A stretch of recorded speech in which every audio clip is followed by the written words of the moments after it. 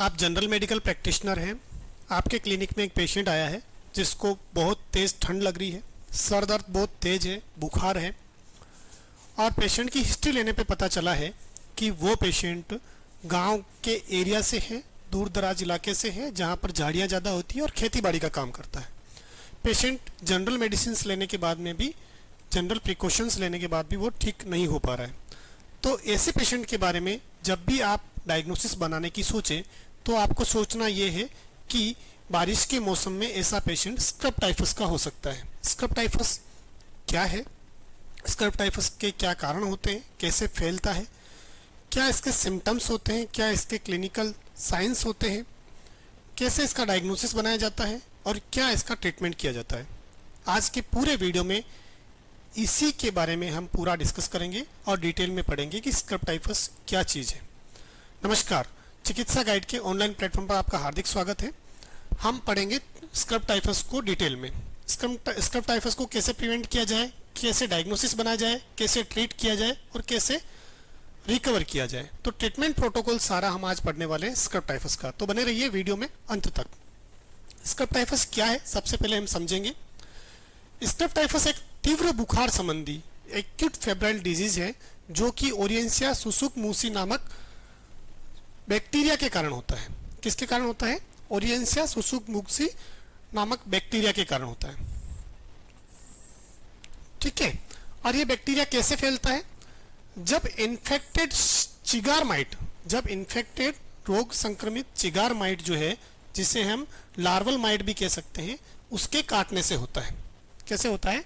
जब किसी इंसान को चिगार माइट काटता है, लार्वल माइट काटता है, चिगार माइट या लार्वल माइट एक ही चीज है, ये काटता है। और वो कौन सा चिगार माइट काटता है? जो कि इन्फेक्टेड है किससे? ओरिएंसिया सुसुक-मूसी नामक बैक्टीरिया से।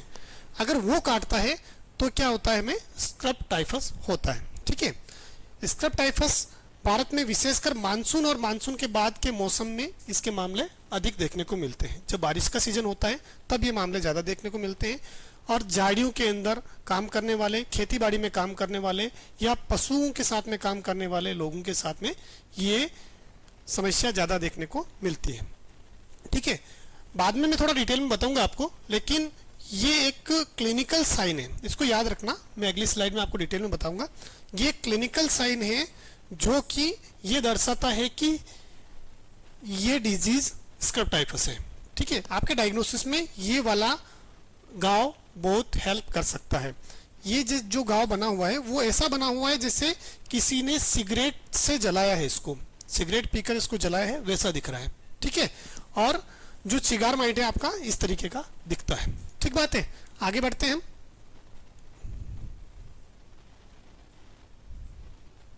कॉजेटिव ऑर्गेनिज्म की बात हम करें, जैसे हमने अभी बात की कि इसका जो कॉजेटिव ऑर्गेनिज्म है वो है ओरिएंसिया सुसुक-मूसी। ठीक है, ओरिएंसिया सुसुक-मूसी क्या है, इसकी विशेषताएं मैं बताता हूँ। ये ग्राम नेगेटिव इंट्रासेल्युलर बैक्टीरियम है।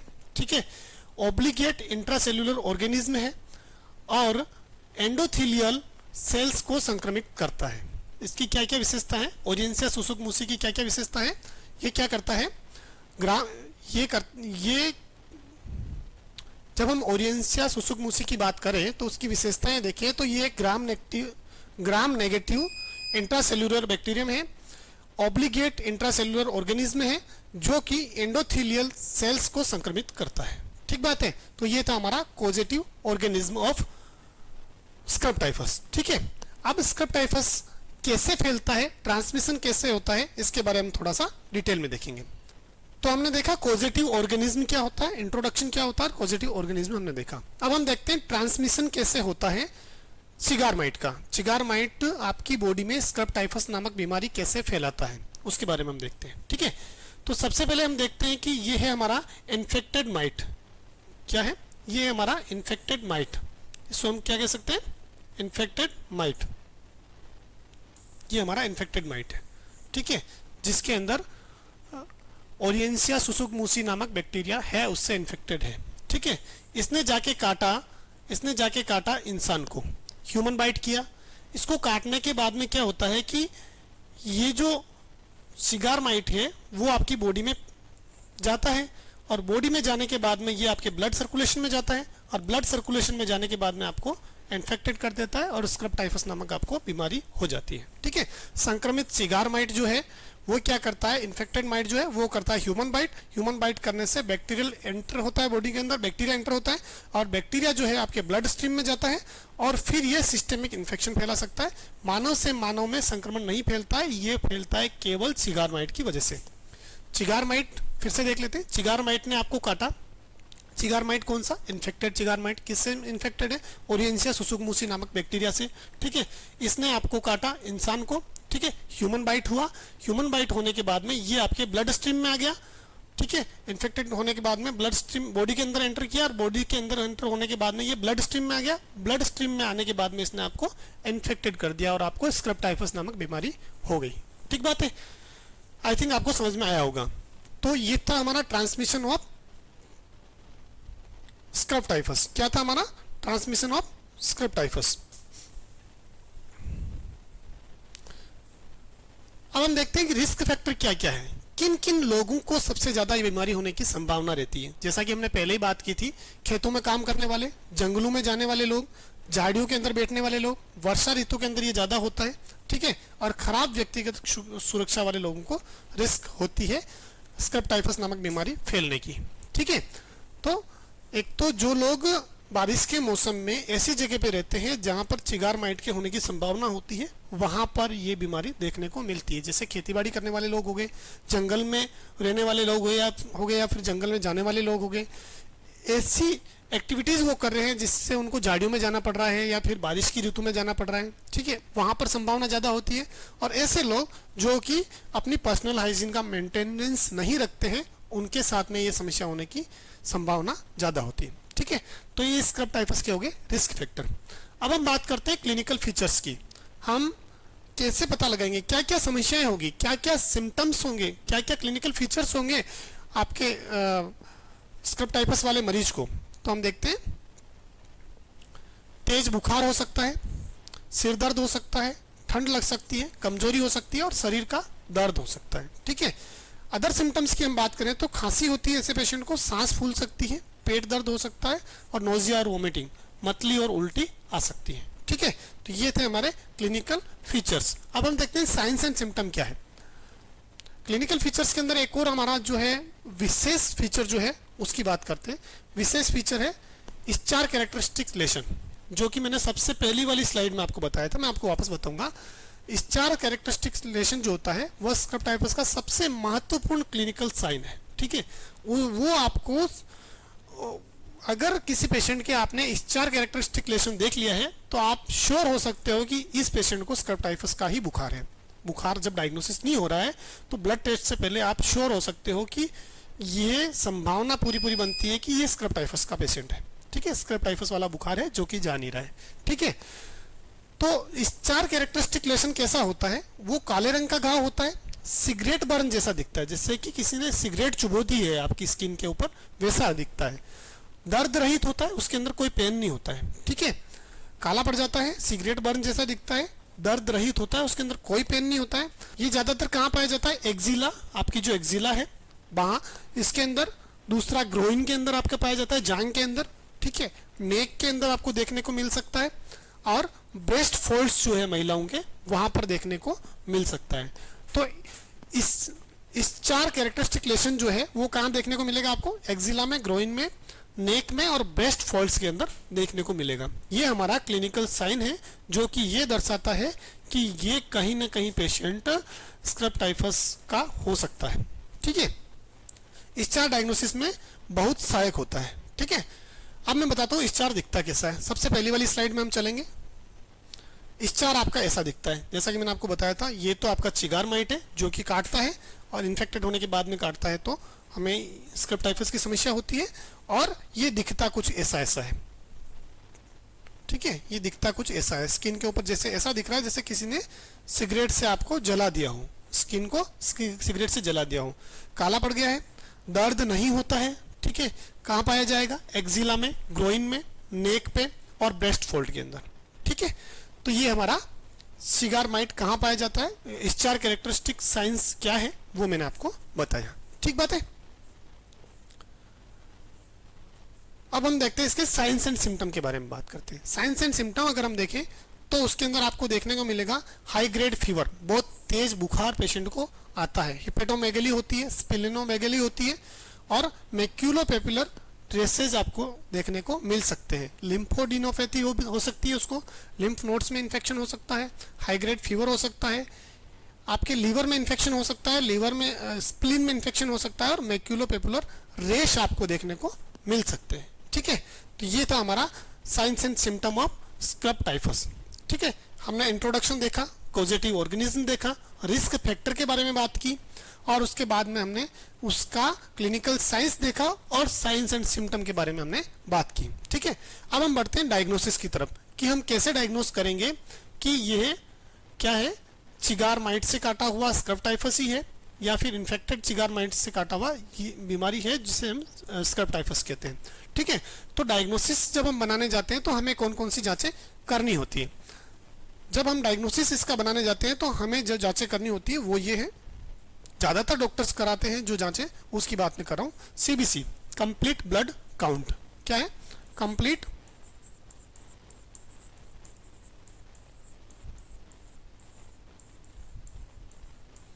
ठीक है। दूसरा हम कराते हैं लीवर फंक्शन टेस्ट।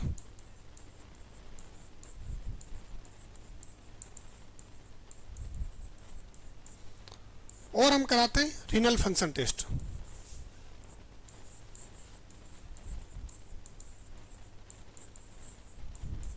और हम कराते हैं C reactive protein.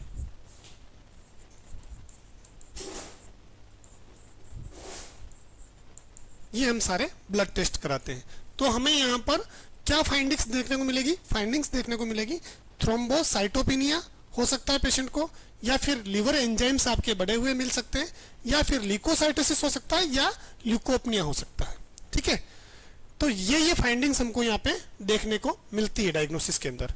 Advance diagnosis जो हम और करा सकते हैं वो ये है, आईजीएम एलिजा हम कराते हैं। ठीक है, इनडायरेक्ट इम्यूनोफ्लुरोसेंस ऐसे हम कराते हैं, आईएफए। ठीक है, और पीसीआर हम कराते हैं। इसके अंदर सबसे जो इम्पोर्टेंट टेस्ट है वो है आपका आईएफए।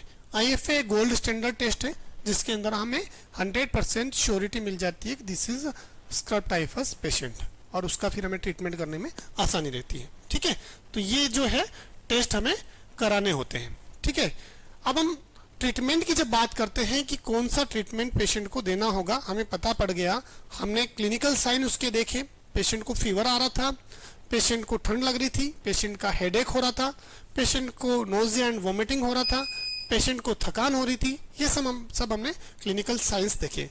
फिर हमने देखा इस 4 कैरेक्टरिस्टिक साइन उसका वहाँ पे प्रेजेंट था।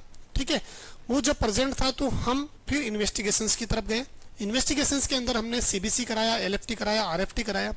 ठीक है, और हमने एडवांस टेस्ट भी कराए, एलिजा कराया, आईएफए कराया, और उसके बाद में हमने जो है पीसीआर भी कराया। ठीक है, ये सारे टेस्ट कराने के बाद में हमें जो कंफर्मेशन हो गया कि ये स्क्रब टाइफस का पेशेंट है।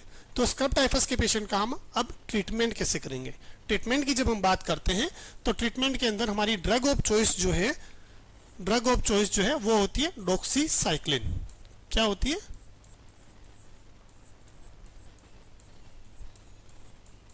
डॉक्सीसाइक्लिन हमारी ड्रग ऑफ चॉइस होती है स्क्रब टाइफस के अंदर। ठीक है, स्क्रब टाइफस के अंदर जो डॉक्सीसाइक्लिन दी जाती है वो 100 मिलीग्राम ओरली दी जाती है और बीडी दी जाती है, सुबह शाम दी जाती है, ट्वाइस ए डे दी जाती है। ठीक है, कब तक देनी होती है? 5 से 7 दिन तक देनी होती है, या फिर कम से कम 3 दिन बुखार समाप्त होने के बाद तक। बुखार समाप्त हो गया पेशेंट का, उसके बाद 3 दिन तक और देनी है। ठीक है, या फिर हम 5 से 7 दिन तक इसको दे सकते हैं। ठीक है, तो डॉक्सीसाइक्लिन हमारी ड्रग ऑफ चॉइस है। लेकिन डॉक्सीसाइक्लिन जो है, याद रखें, कभी भी पीडियाट्रिक्स में नहीं दी जाती है, मतलब बच्चों में नहीं दी जाती है, चिल्ड्रंस के अंदर नहीं दी जाती है, और प्रेग्नेंट लेडीज को हम डॉक्सीसाइक्लिन नहीं दे सकते हैं क्योंकि वहाँ पर अनसेफ होती है। तो फिर हम क्या करेंगे? तो फिर हम जो है उसकी अल्टरनेटिव मेडिसिन यूज करेंगे, वो है हमारी एजिथ्रोमाइसिन। क्या है? वो है हमारी एजिथ्रोमाइसिन। एजिथ्रोमाइसिन की हमें 500 मिलीग्राम की डोज देनी है दिन में एक बार। ठीक है, या तो 250 मिलीग्राम सुबह शाम दे सकते हैं, या फिर 500 मिलीग्राम की डोज दिन में एक बार देनी है। ठीक है, किन किन को देनी है? प्रेगनेंसी में देनी है, चिल्ड्रंस को देनी है, और फिर डॉक्सीसाइक्लिन इंटॉलरेंस वाले जो पेशेंट हैं, ऐसे पेशेंट जो प्रेग्नेंट तो नहीं है, बच्चे भी नहीं है, लेकिन उनको डॉक्सीसाइक्लिन टॉलरेट नहीं होती है, तो ऐसे पेशेंट को हम क्या दे सकते हैं, हम एजिथ्रोमाइसिन दे सकते हैं। ठीक है, ये हमारी अल्टरनेटिव ड्रग है। कब तक देनी है इसको, 5 से 7 दिन तक देनी है, सॉरी 5 दिन तक देनी है। ठीक है, 5 दिन तक देनी है और दिन में एक बार देनी है। ठीक है, ये तो हुई हमारी ओपीडी पेशेंट की बात, जो कि ठीक ठाक पेशेंट था, जो कि ज्यादा सीवियर नहीं था। अब हमारे पास में एक पेशेंट ऐसा आया है जो कि सीवियर है, उसका मैनेजमेंट करना है, तो वो मैनेजमेंट कैसे करेंगे। सीवियर का मतलब क्या हुआ, सीवियर का मतलब है कि पेशेंट शोक में है, आपका patient acute respiratory distress syndrome के अंदर है, सीएनएस इन्वॉल्वमेंट उसका हो गया, आपका सेंट्रल नर्वस सिस्टम उसके अंदर इन्वॉल्व हो गया आपकी बीमारी के अंदर, एक्यूट किडनी की इंजरी हो रखी है पेशेंट को इस बीमारी की वजह से। ठीक है, मल्टी ऑर्गन डिसफंक्शन हो गया है, बीमारी इतनी ज्यादा फैल गई है कि आपने टाइम पे ट्रीटमेंट नहीं किया, उसकी वजह से क्या हो गया, या तो पेशेंट शॉक में चला गया है, या फिर एक्यूट रेस्पिरेटरी डिस्ट्रेस सिंड्रोम हो गया उसको, या फिर उसका सेंट्रल नर्वस सिस्टम उसके अंदर इन्वॉल्व हो गया, या फिर एक्यूट किडनी इंजरी उस पेशेंट को हो गई है। ठीक है, या फिर हो सकता है कि मल्टी ऑर्गन डिसफंक्शन हो गया है। ऐसे पेशेंट का मैनेजमेंट हमें करना है। ऐसे पेशेंट का मैनेजमेंट पोस्ट में पहले बता दूं कि हमेशा ये हॉस्पिटल सेटअप के अंदर होगा, ये ओपीडी बेसिस पर नहीं होगा। ठीक है, हमें हॉस्पिटल सेटअप के अंदर करना है इस ट्रीटमेंट को, पर कैसे करना है, हम उसके अंदर आईवी फ्लूइड्स दे सकते हैं, ऑक्सीजन थेरेपी दे सकते हैं, आईसीयू केयर कर सकते हैं और ऑर्गन सपोर्ट हम दे सकते हैं। ये सारे एडवांस लेवल के ट्रीटमेंट हैं। ठीक है, आईवी फ्लूइड्स भी अगर हमें देना है तो हमें हॉस्पिटल में एडमिट करके देना है, पेशेंट ज़्यादा सीरियस हो गया तो उसको आईसीयू में लेना है, ऑक्सीजन देनी है उसको और ऑर्गन सपोर्ट हमें देना है, तब जाके हम पेशेंट को ठीक कर पाएंगे। ठीक है, ये तो होगी इन पेशेंट की बात, इमरजेंसी वाले पेशेंट, ज़्यादा सीरियस पेशेंट की बात। ठीक है, अब हमने जो ओपीडी बेसिस पेशेंट ट्रीटमेंट की बात की थी उसके अंदर हमने दिया था डॉक्सीसाइक्लिन टेबलेट। क्या दी थी, टेबलेट या फिर कैप्सूल फॉर्म दोनों में आता है, तो मैं टेबलेट लिख देता हूँ, डॉक्सीसाइक्लिन। डॉक्सीसाइक्लिन 100 मिलीग्राम हमने बीडी दी थी एडल्ट को।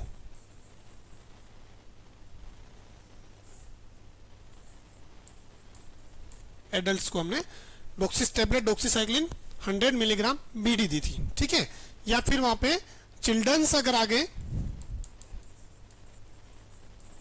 या फिर वहां पे प्रेग्नेंट लेडी आ गई,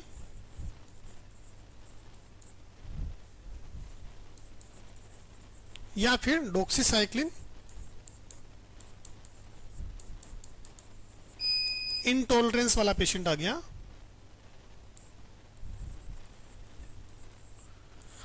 तो हमने क्या दिया था, यहां पर हमने दिया था टेबलेट एजिथ्रोमाइसिन। ठीक है, 500 मिलीग्राम ओडी। ठीक है, 500 मिलीग्राम ओडी हमने यहाँ पे दिया था। ठीक बात है, लेकिन ये तो हमारा हो गया एंटीबायोटिक डिजीज को खत्म करने के लिए। क्या इससे बुखार उतर जाएगा, नहीं, बुखार उतरने के लिए हमें क्या करना पड़ेगा, सपोर्टिव ट्रीटमेंट देना पड़ेगा। तो वो सपोर्टिव ट्रीटमेंट क्या है उसके बारे में बात करते हैं।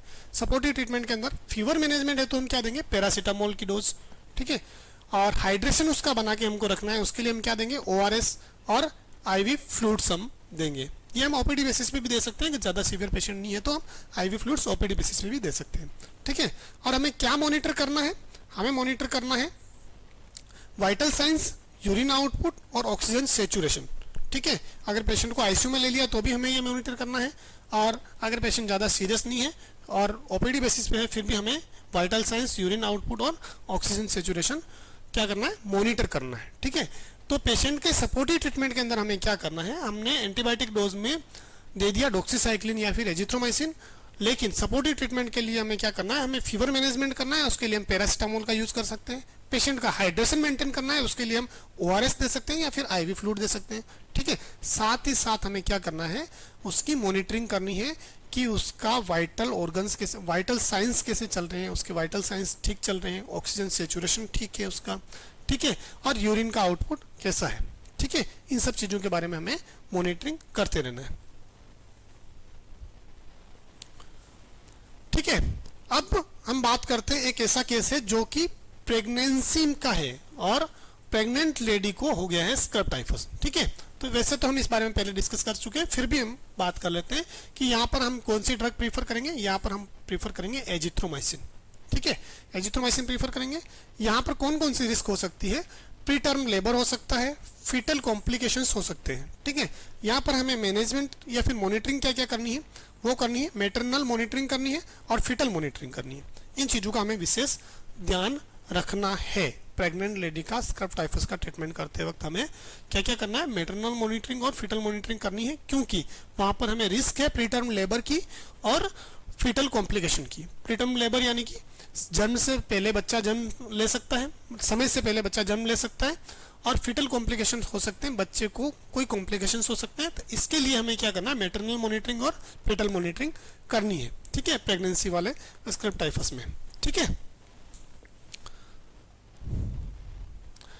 तो यह था हमारा स्क्रब टाइफस के बारे में। स्क्रब टाइफस क्या है, इसका क्या कॉजेटिव ऑर्गेनिज्म है, क्या इसके क्लिनिकल साइंस है, क्या इसका साइंस एंड सिम्टम है, कैसे इसको डायग्नोसिस किया जाता है, क्या क्या टेस्ट हमें करने होते हैं, क्या ट्रीटमेंट हमें करना होता है, और अगर बच्चे और प्रेग्नेंट लेडी वहाँ पर इन्वॉल्व है तो उनका क्या ट्रीटमेंट करना है, अगर पेशेंट ओपीडी बेसिस पे तो कैसे ट्रीटमेंट करना है, अगर आईसीयू में है तो कैसे ट्रीटमेंट करना है, किन किन चीज़ों का ध्यान रखना है, अगर प्रेग्नेंट लेडी है तो उसके लिए कौन कौन सी मॉनिटरिंग करनी है, इन सब बातों के बारे में हमने डिटेल में यहाँ पर जाना।